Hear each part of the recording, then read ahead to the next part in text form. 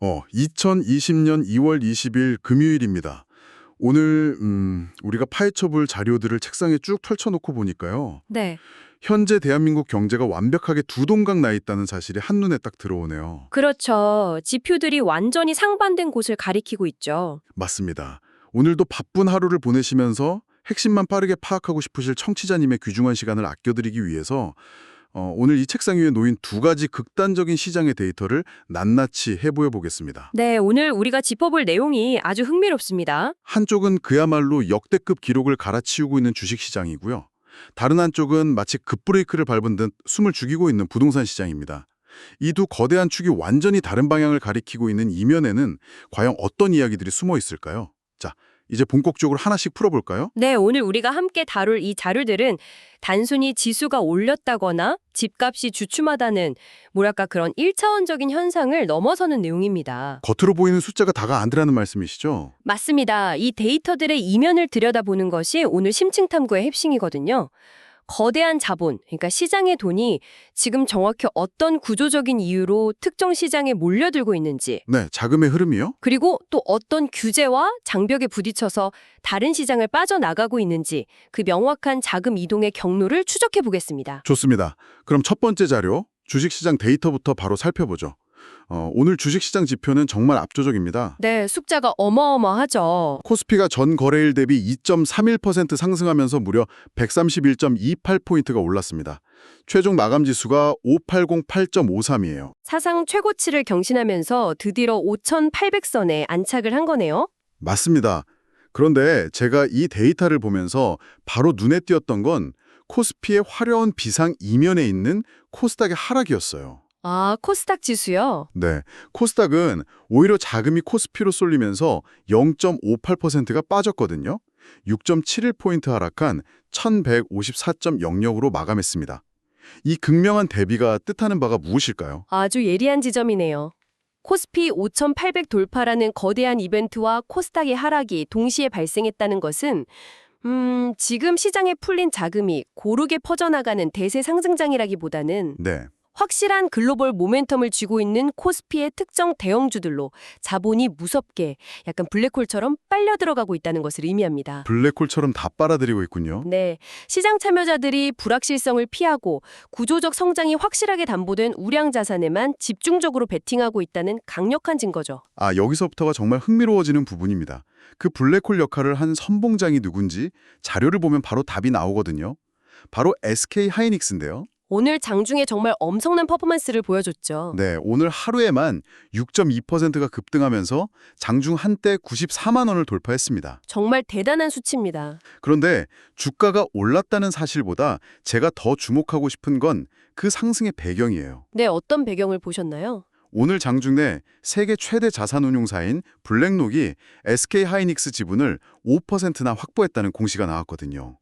전 세계 자본시장을 쥐고 흔드는 블랙록이 하필 지금 5%라는 의미 있는 지분을 공시했다는 건 시장에 어떤 메시지를 던지는 걸까요? 여기서 정말 흥미로운 부분은 바로 블랙록이라는 기관의 성격과 이 5%라는 숫자의 무게감입니다. 단기적으로 치고 빠지는 투자가 아니라는 뜻인가요? 예, 블랙록은 단기적인 이슈를 쫓는 헤지펀드가 아닙니다. 전 세계적인 메가 트렌드와 산업의 구조적 변화를 보고 장기 자본을 투입하는 것이죠. 아, 완전히 장기적인 관점이군요. 그렇습니다. 이들이 SK 하이닉스 지분을 5% 이상 확보해서 공식적으로 이름을 올렸다는 건 글로벌 자본이 한국의 기술주를 단기 테마가 아니라 글로벌 공급망 내에서 대체 불가능한 핵심 자산으로 평가하고 있다는 뜻입니다. 즉, 글로벌 큰손들이 한국 반도체 미래 가치에 구조적인 장기 베팅을 시작했다는 뜻이군요. 그런데 오늘 한국 시장의 가치를 증명한 건 반도체뿐만이 아니었습니다. 네, 다른 섹터들도 굉장히 강했죠. 방산주와 조선주들의 데이터도 놀라운데요. 한화 에어로스페이스가 8.09% 급등했고요. 넘쳐나네요. 두산 에너빌리티가 5.18%, 그리고 HD현대중공업을 비롯한 주요 방산, 조선주들이 일제히 강한 상승세를 보였습니다. 이쪽 산업들의 랠리도 단순한 실적 기대감을 넘어선 무언가가 있는 것 같습니다. 그렇습니다. 이 상승세 이면에는 전 세계적인 지정학적 리스크라는 훨씬 더 거대한 흐름이 자리 잡고 있습니다. 글로벌 정세 말씀이시죠? 네, 지금 글로벌 정세가 불안정해지면서 우방국들 간의 안보 안보와 공급망 블록화가 가속화되고 있잖아요. 이런 상황에서 한국의 방산과 조선업은 단순히 배를 잘 만들고 무기를 잘 만드는 수준을 넘어섰습니다. 자료에도 언급되어 있듯이 한미 조선 협력에 대한 기대감이 커지고 있죠. 맞습니다. 그게 바로 미국의 해양 안보와 유지보수 인프라의 핵심 파트너로 한국 조선업이 선택받고 있다는 뜻입니다. 아예 대체할 수 없는 필수 파트너가 된 거네요. 하게 올라타면서 한국 기업들이 서방 세계 공급망의 대안이자 필수 요소로 격상되었다는 것을 오늘 주식시장이 가격으로 증명해낸 셈이죠. 반도체부터 방산, 조선까지 글로벌 모멘텀이 확실한 기업들로 돈이 쏠리고 있다는 분석이 정확히 들어맞네요. 그런데 여기서 청취자님이 흥미롭게 생각하실 만한 또 다른 데이터가 있습니다. 투자 주체별 동향 말씀이시죠? 네, 맞습니다. 바로 투자 주체별 매매 동향인데요. 이렇게 지수가 연일 최고치를 경신하고 있는데 정작 개인 투자자들과 외국인은 오늘 주식을 팔았습니다. 차익 실현에 나선 거죠. 그렇죠. 반면에 기관 투자자들이 무려 1조 6천억 원 이상을 순매수하면서 빠져나가는 물량을 전부 다 받아내고 지수를 끌어올렸거든요. 청취자 여러분이 시장에 참여하고 있다면 어느 쪽이었을까요? 개인과 외국인이 매도하는 상황에서 기관이 주도하는 이 엄청난 매수세를 어떻게 해석해야 할까요? 혹시 시장의 고점에 다다랐다는 불안감의 표출은 아닐까요? 시장 참여자라면 누구나 가질 수 있는 합리적인 의심입니다. 하지만 오늘 기관이 보여준 1조 6천억 원의 순매수는 단기적인 방어 차원이 아닙니다. 아, 방어하는 게 아니군요. 네, 이는 현재 정부 주도로 추진되고 있는 기업 밸류업 프로그램 등 자본시장 체질 개선에 대한 기관 투자자들의 확고한 신뢰가 바탕에 깔려 있습니다. 체질 개선에 대한 믿음이요. 개인과 외국인이 단기적인 가격 부담을 느끼고 이익을 실현할 때 기관은 오히려 한국 시장의 구조적인 디스카운트가 해소되고 6천선 시대로 진입할 것이라는 장기적인 전망에 막대한 자본을 베팅한 겁니다. 단기적 변동성보다 펀더멘털의 개선에 확신을 가졌다고 볼 수 있죠. 그렇군요. 기관들의 막강한 자금력과 신뢰가 주식시장을 전례 없는 고점으로 밀어올리고 있다는 점이 명확해졌습니다. 자, 그럼 이제 시선을 좀 돌려보겠습니다. 네, 부동산 시장으로 넘어가 볼까요? 네, 펄펄 끓는 주식시장 자료를 옆으로 좀 밀어두고 책상 반대편에 있는 부동산 시장 데이터를 살펴보죠. 사실 이 지표들을 보면 방금 전까지 우리가 얘기했던 나라와 같은 나라가 맞나 싶을 정도로 분위기가 급격히 다릅니다. 네, 온도가 완전히 다르죠. 서울 아파트값 상승세가 3주 연속으로 둔화되었다는 지표가 가장 먼저 눈에 띄네요. 주식시장이 용광로같이 거침없이 확장하고 있다면 부동산 시장은 매매 가격의 탄력이 눈에 띄게 줄어들면서 아주 짙은 관망세로 접어들고 있습니다. 분위기가 확 가라앉았네요. 네, 정부가 다주택자를 겨냥해 내놓은 강도 높은 규제와 압박이 실질적인 매수 심리를 얼어붙게 만들었고요. 시장 참여자들 사이에서도 이제 가격이 고점에 도달했다는 인식이 빠르게 확산되고 있습니다. 규제와 고점 인식 두 가지가 겹쳤군요. 맞습니다. 이 심리적 정책적 요인이 맞물리면서 현장에서는 매수문의 자체가 급격하게 자취를 감춘 상황입니다. 구체적인 지역별 수치를 보면 그 둔화세가 더 실감이 납니다. 수도권에서 무려 10주 연속으로 최대 상승을 기록하면서 가장 뜨거웠던 핫스팟, 바로 용인 수지구의 데이터를 보죠. 네, 수지구 지표가 아주 상징적입니다. 전주 상승률이 0.75%였는데 이번 주 지표를 보면 0.55%로 상승폭이 꺾였습니다.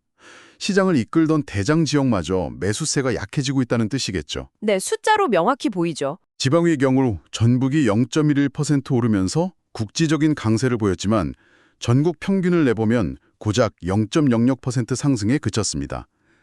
사실상 전국구 단위로 매매 시장에 톱니바퀴가 멈춰서고 있다고 봐도 무방할 것 같은데요. 표면적인 매매 수치들만 보면 시장이 안정화 단계에 접어들었다고 좋게 평가할 수도 있을 겁니다.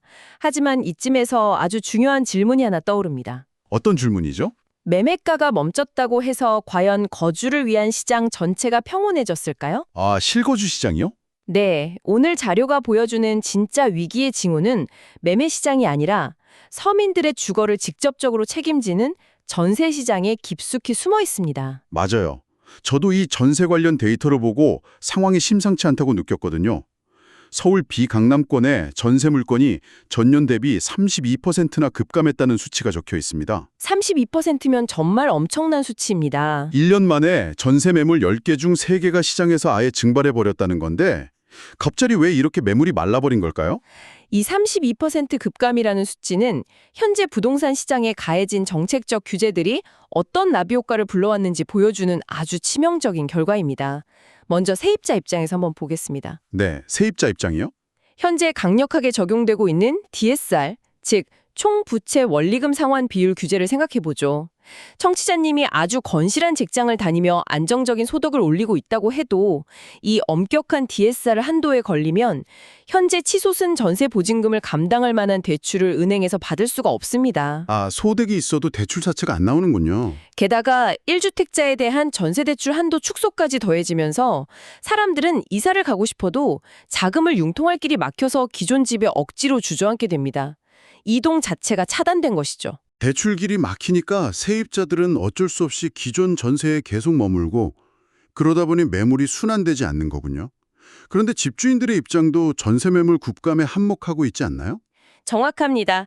집주인들 역시 전세를 내놓을 유인이 크게 사라졌습니다. 과거에는 전세 보증금을 받아서 다른 곳에 재투자하는 갭 투자 방식이 유리했지만요. 네, 예전엔 그랬죠. 지금처럼 다주택자 규제와 세금 부담이 커진 상황에서는 그 보증금을 굴릴 마땅한 투자처가 부동산 대에는 없습니다. 굳이 전세를 줄 이유가 없어진 셈이네요. 오히려 훌쩍 높아진 금리와 세금을 감당하기 위해서 전세 보증금을 돌려주고 매월 안정적인 현금이 들어오는 월세로 전환하는 편이 훨씬 합리적인 선택이 된 거죠. 아, 그래서 월세화가 빨라지는 거군요. 결국 세입자는 대출 규제에 묶여 이동하지 못하고 집주인들은 그나마 나오는 매물마저 월세로 돌리면서 전세 시장의 수급은 완벽하게 붕괴해버린 겁니다. 정리를 좀 해보면요. 매매 시장은 고점 인식과 다주택자 규제 때문에 거래가 멈췄고 전세 시장은 DSR 대출 한도에 가로막힌 세입자와 월세를 선호하는 집주인의 이해관계가 엇갈리면서 최악의 매물 가뭄을 겪고 있네요. 네, 상황이 아주 안 좋습니다. 한쪽에선 5,800을 돌파한 주식시장으로 기관들의 1조 6천억 원이 쏟아져 들어오고 있는데 부동산 시장은 규제와 대출 장벽에 부딪혀 돈이 흐르지 못하고 고인물이 되어가고 있습니다. 그렇다면 이 모든 게 도대체 무슨 의미일까요? 이걸 더 큰 흐름과 연결해보면 상황이 아주 뚜렷해집니다. 오늘 시장은 기업 밸류업과 글로벌 자금 유입으로 6천 시대를 바라보는 주식시장과 대출 규제의 직격탄을 맞고 짙은 관망세에 빠진 부동산 시장으로 요약됩니다. 완전히 극과 극이네요. 자본은 본능적으로 장벽이 낮고 기대 수익률이 높은 곳을 향해 흘러갑니다.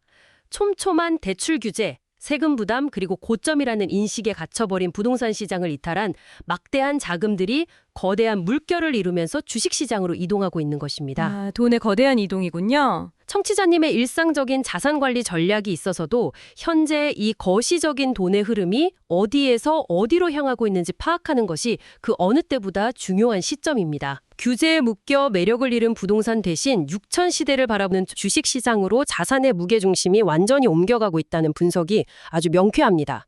그런데 청취자님, 오늘 우리가 다루고 있는 이 자료의 맨 마지막 페이지에는 절대 가볍게 넘길 수 없는 아주 중요한 예측 데이터가 하나 더 남아 있습니다. 네, 이 부분이 사실 가장 핵심일 수도 있죠. 지금 당장에 멈춰버린 시장 상황을 완전히 뒤집어 놓을 수 있는 다가오는 2026년의 공급 절벽에 대한 지표입니다. 맞습니다. 현재 부동산 매매 시장의 관망세를 보이고 매물이 적체되는 것처럼 보인다고 해서 시장의 에너지가 완전히 소멸된 것이 아닙니다. 자료에 명시된 지표를 보면 2026년 전국의 아파트 입주 예정 물량은 약 20만 가구 수준으로 예측되고 있습니다. 20만 가구요? 네, 이는 단순히 공급이 좀 줄어드는 정도가 아니라 최근 10년 내 최저 수준에 해당하는 심각한 공급 가뭄을 의미합니다. 10년 내 최저 수준이라뇨.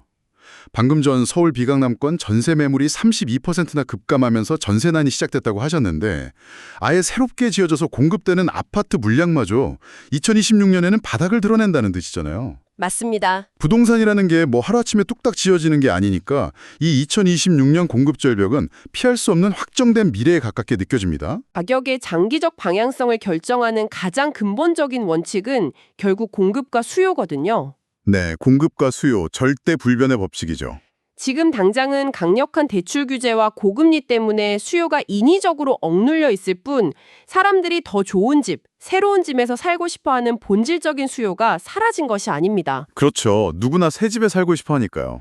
누적되고 있는 전세난 속에 억눌려 있던 대기 수요가 10년 내 최저 수준이라는 2026년의 절대적인 공급 부족 사태와 정면으로 맞부딪히게 될 때 현재 숨죽이고 있는 부동산 시장에 어떤 폭발적인 가격 반등의 에너지를 만들어낼지 우리는 그 이면의 마그마를 주시해야 합니다. 아, 겉으로는 꽁꽁 얼어붙은 것처럼 보였던 부동산 시장 아래에서 2026년이라는 거대한 시한폭탄이 조용히 째깍거리고 있었네요.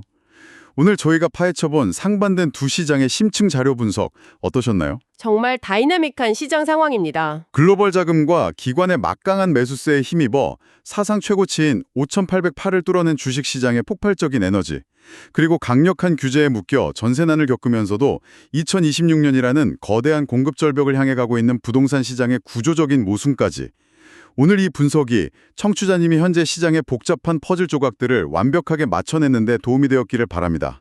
오늘 분석을 마치면서 청취자님께서 오늘 하루 동안 곰곰이 곱씹어 보실 만한 질문을 하나 남기고 싶습니다. 네, 어떤 질문인가요?